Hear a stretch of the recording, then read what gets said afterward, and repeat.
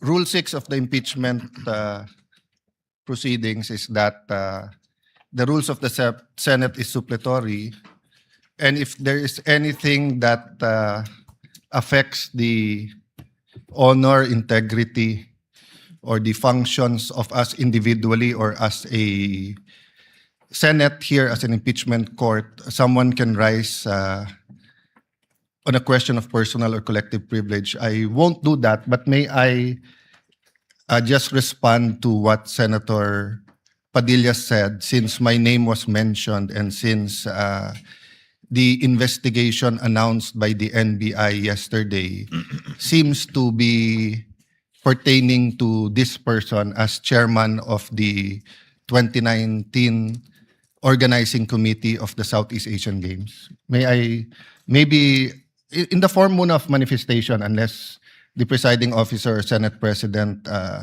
thinks that I should elaborate on by asking for time on a personal collective privilege, but I don't want to start that. Senator proceeding. Judge Cayetano may make his manifestation. For the record, sir. So, first and foremost, sa sinabi po ni Senator Padilla, I won't ask na ipa-play na yung video, but quite exhaustive yung sinabi ni NBI Director about the Southeast Asian Games. So if the intention was to have a chilling effect, we already have that chilling effect. May 11, hinabol dito sa session hall na to ng mga ahente ng NBI si Senator Bato. May 13, nagkaroon ng enkwentro, putukan, pinipilit ng NBI na hindi sa loob ng Senado, but we have all the evidence that it was inside the Senate. Other incidents, I do not want to evoke a reaction or debate because I want to respect my fellow senators. Much of this has been vented in the media, is in court. Director Matibag has promised us that he will give us a warrant issued by the ICC, has promised us that he will hold his agents na nanggulpin ng isang OSAA. He will be the one to implement the contempt order and hold them in his office, but wala ditong natupad.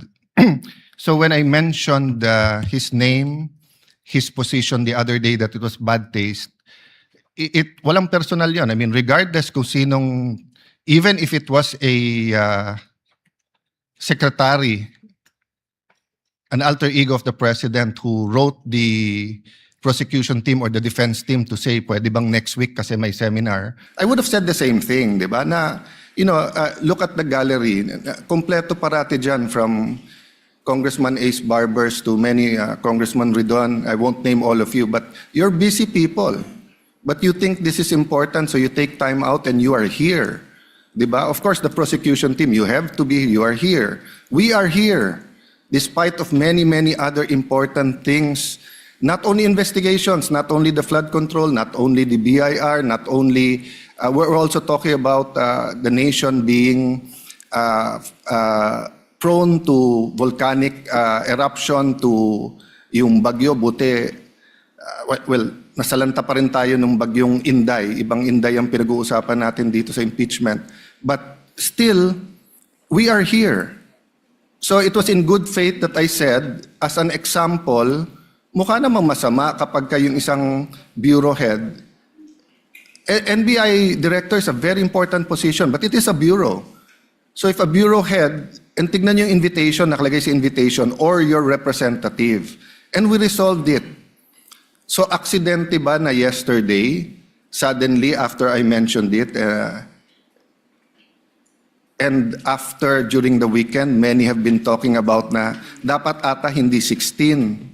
So 21 na lang kami ngayon eh. So 2/3 of 21 is 7. Pag nabawasan pa kami ng 3, 13 na lang yon. Pero some will argue, mabawasan lang kami ng 1 o 2, baka 13 na rin yon kasi wala naman half person o 3/4 person. So all of these issues are valid. Question. The chilling effect is there, but am I intimidated? Wala na akong choice. Ilalabang ko na to, gagawin ko yun ang dapat kong gawin. Bumaliktad man yung sitwasyon, si President Marcos ang ini-impeach and I felt a certain way, ilalabang ko rin. Chief Justice man ang i-impeach, ilalabang ko rin. But for the record, Mr. President, go ahead and investigate. First of all, that's been investigated many, many times. COA, I'm not sure. I think the Office of the Ombudsman, ang nag-file pa ata, Chief of Staff mo eh. Senator Rob, I'm not sure but parang may kaso na nun. Senator Drilon quizzed us here. I was Speaker of the House, but I chose to appear before the Senate to be able to answer all of those questions directly. The SEA Games, paulit-ulit yan. Biktima na ng speakership ng 2019 yan. Nahuli namin yung PR na sinabi kikiam, pinakain daw mga Muslim ng baboy, when it was chicken longganisa na pinakain. Pero nasiraan na tayo sa Malaysia, Indonesia.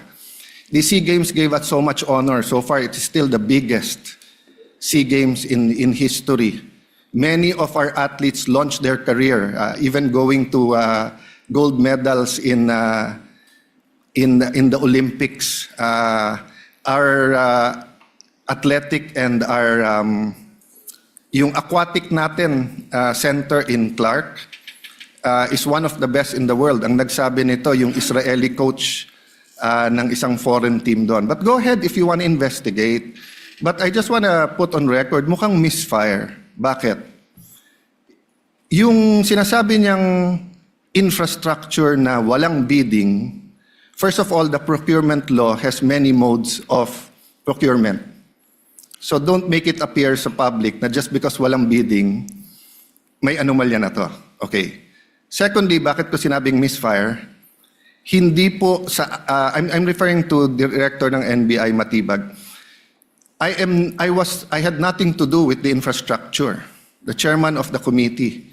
In fact, I had to resign from the DFA because I was running for congressman during that time.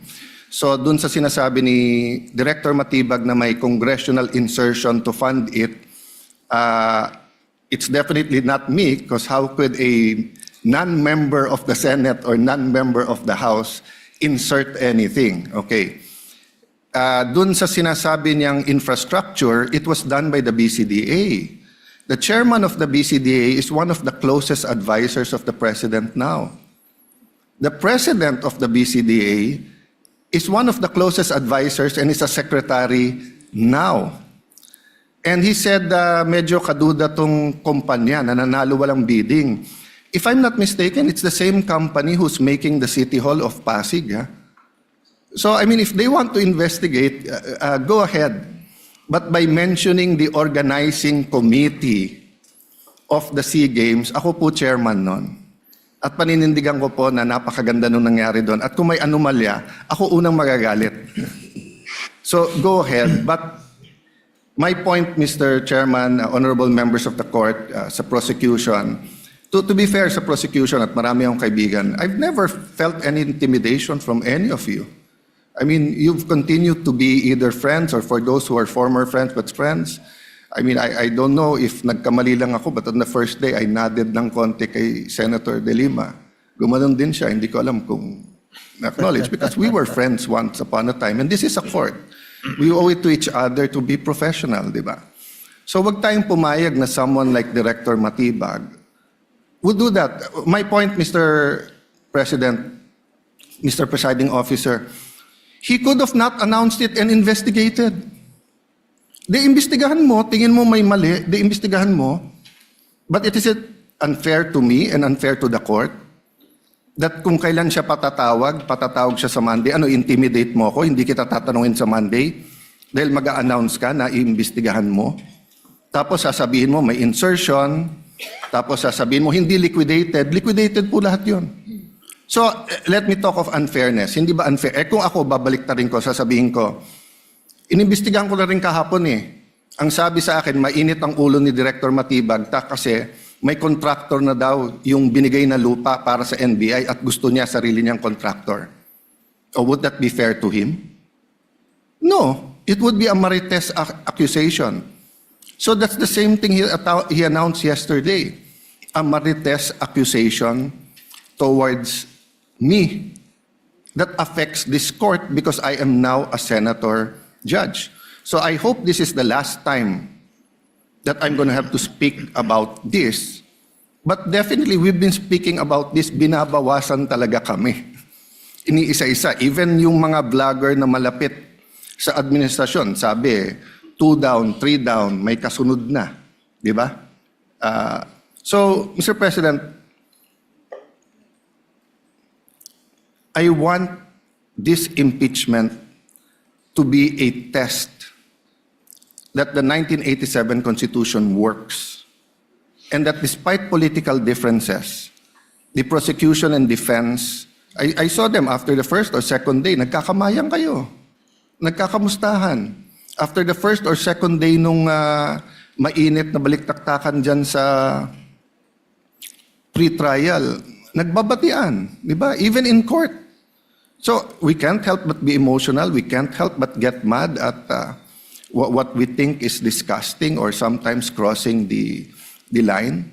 But is there any question that for this verdict, whether it's for conviction or acquittal, to be accepted by the Filipino people, we have to make sure that the integrity of the court is intact. I will admit to you, nahirapan po ako. Wala si Senator Marcoleta eh. Iilan lang po kaming abogado dito.